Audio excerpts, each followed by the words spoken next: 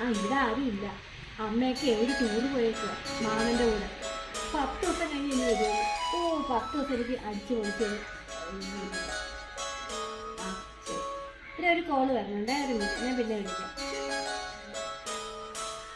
Hello. ആ അമ്മ. അതെ മോളെ, ട്രെയിൻ മിസ്സായി. ഞാൻ അങ്ങോട്ട് വരിക. ട്രെയിൻ കിട്ടിയില്ലേ? എന്തേലുമൊക്കെ ഉണ്ടാക്കി വെക്ക് കേട്ടോ, വിശന്നിട്ട് വരിക. വരുവാണോ? ഓ ശരി. കഴിക്കാനുണ്ടാക്കിയില്ലേ? ഇപ്പം ശരിയാക്കി.